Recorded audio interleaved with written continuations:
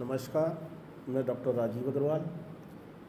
आज हम आरओआई और एआरआर के वो प्रश्न डिस्कस करेंगे जिनमें कई वर्षों का प्रॉफिट दिया होता है और वो अलग अलग वर्षों का प्रॉफिट या अलग अलग वर्षों का एनुअल कैश फ्लो का अमाउंट भी अलग अलग होता है। तो ऐसी कंडीशन में हम आरओआई और एआरआर किस प्रकार निकालेंगे, ये प्रश्न जो हम डिस्कस करने जा रहे हैं, ये देखिए आपकी स्क्रीन पर है। एक परियोजना की लागत 2 लाख रुपए है और अवशेष मूल्य 40,000 रुपये है। ह्रास एवं कर से पूर्व, ह्रास एवं कर से पूर्व माने income before depreciation and tax. ये वो इनकम है जिसमें अभी ना तो डेप्रीशिएशन घटा है और ना टैक्स घटा है। ड्यूरिंग द फर्स्ट 5 ईयर, 5 सालों की दी हुई है। पहले साल की 40,000 है, फिर 48,000 है, 56,000 है, 64,000 है, 80,000 है। Assume tax rate 25%, depreciation charge on straight line method, calculate accounting rate average for the period. Average शब्द का प्रयोग कर दिया, इसका मतलब हमें आरओआई नहीं निकालना, एआरआर निकालना है। एआरआर निकालने के लिए हमारे पास फॉर्मूला क्या है? Average annual profit after tax and depreciation upon average investment into 100। तो सबसे पहले हमें average annual profit after tax and depreciation चाहिए, लेकिन प्रश्न में क्या दिया हुआ है? Before depreciation and tax. तो प्रश्न में जो दिया है सबसे पहले उसी को लेके चलेंगे हम। तो हमने देखिए सबसे पहले प्रश्न में जो दिया है उसका टोटल करके एवरेज निकालेंगे। ये प्रॉफिट कौन सा है? Before depreciation and tax. तो हमने सबसे पहले इसका एवरेज निकालना है और एवरेज निकालने के लिए ये देखिए आप प्रश्न में हमने इसका टोटल लगा के डिवाइडेड बाई 5 किया है। 40,000 प्लस 48,000 प्लस 56,000 प्लस 64,000 प्लस 80,000 और अपॉन 5 एवरेज निकल आया। इनका एवरेज कितना आ गया? 57,600।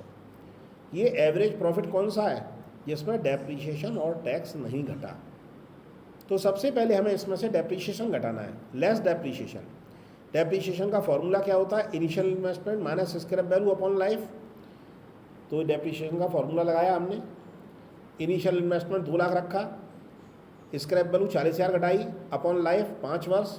डेप्रिसिएशन कितना आ गया? डेप्रिसिएशन आ गया 32,000 रुपये। डेप्रिसिएशन घटा दिया। डेप्रिसिएशन घटाने के बाद कितने बचे हैं? 25,600। ये क्या है?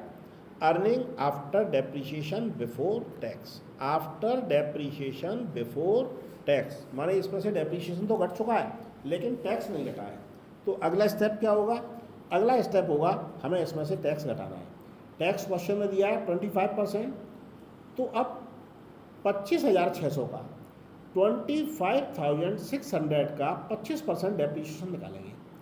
तो डेप्रिसिएशन कितना आ रहा है? 6,400 रुपये। ये 6,400 रुपये डेप्रिसिएशन घटा दिया हमने। घटाने के बाद 19,200 आ गया।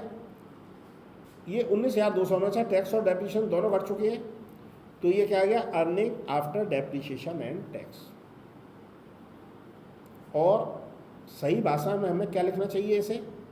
इसे लिखना चाहिए average annual earning after depreciation and tax. क्योंकि अगर डिफरेंट थी, हम उसका एवरेज लेके चल रहे हैं, तो इसे हमें क्या लिखना चाहिए?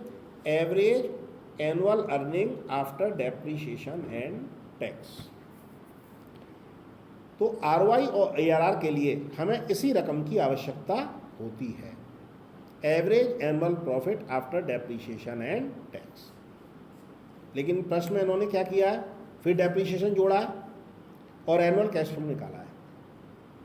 यहाँ एनुअल कैश फ्लो निकालने की आवश्यकता नहीं थी।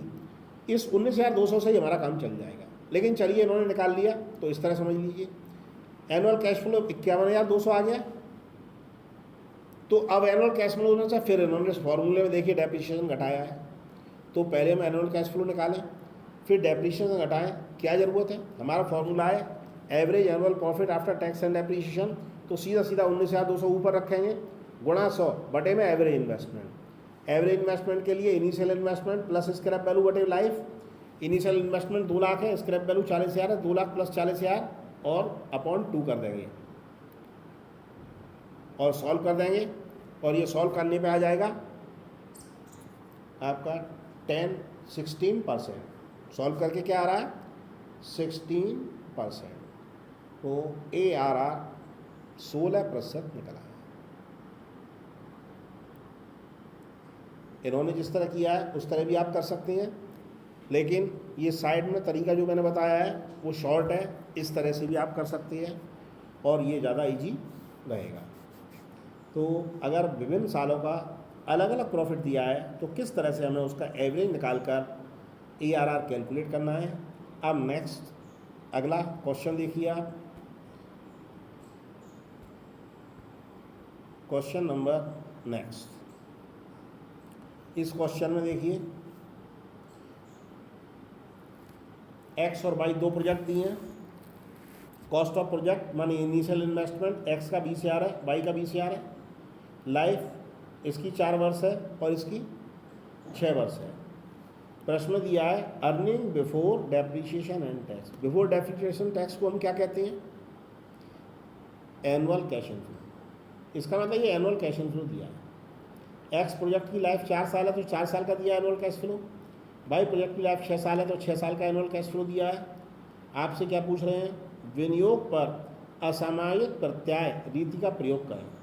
Use unadjusted return on investment average, माने एवरेज लगा दिया, इसका मतलब हमें क्या निकालना है, ARR निकालना है। तो ARR निकालने के लिए हमें चूंकि एनुअल कैश फ्लो दिया है तो हम एनुअल कैश फ्लो का एवरेज निकालेंगे सबसे पहले। तो एक्स प्रोजेक्ट का एनुअल कैश फ्लो का एवरेज निकालेंगे और फिर वाई प्रोजेक्ट के एनुअल कैश फ्लो का एवरेज निकालेंगे। पहले एक्स प्रोजेक्ट के एनुअल कैश फ्लो का एवरेज और फिर वाई प्रोजेक्ट के।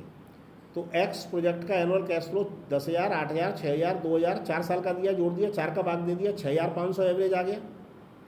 वाई प्रोजेक्ट का 6 साल का दिया है, 2,000, 4,000, 6,000, 8,000, 10,000, 12,000, जोड़ दिया, 6 का भाग दे दिया, एवरेज 7,000 आ गया। दोनों का हमको एवरेज एनुअल कैश फ्लो पता लग गया। अब फॉर्मूला लगाएंगे, ARR बराबर average annual cash inflow minus depreciation. Depreciation घटा देंगे तो क्या आ जाएगा, average annual profit after depreciation and tax आ जाएगा। तो पहले का एवरेज 6,500 आया है, 6,500 रख दिया, डेप्रिसिएशन घटाएंगे, इनिशियल इन्वेस्टमेंट अपॉन लाइफ 20,000 बटे 4, 5,000, 6,500 में से 5,000 घटाएंगे तो 1,500 गुणा 100 बटे में एवरेज इन्वेस्टमेंट 20,000 बटे 2, सॉल्व कर दिया, 15% आ गया। बाई प्रोजेक्ट के निकालेंगे, एवरेज एनुअल कैश फ्लो 7,000 आ रहा है, डेप्रिसिएशन घटाएंगे 20,000 बटे 6 बटे में एवरेज इन्वेस्टमेंट रखेंगे 20,000 बटे 2 गुणा 100, सॉल्व कर दिया, 36.67%। ARR किसका ज़्यादा आ रहा है, बाई प्रोजेक्ट का।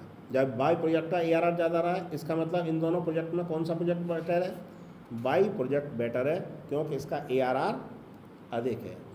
तो एनुअल कैश फ्लो प्रतिवर्ष समान हो, प्रतिवर्ष असमान हो, ARR हमें किस तरह से निकालना है, ये बात समझ में आ रही है।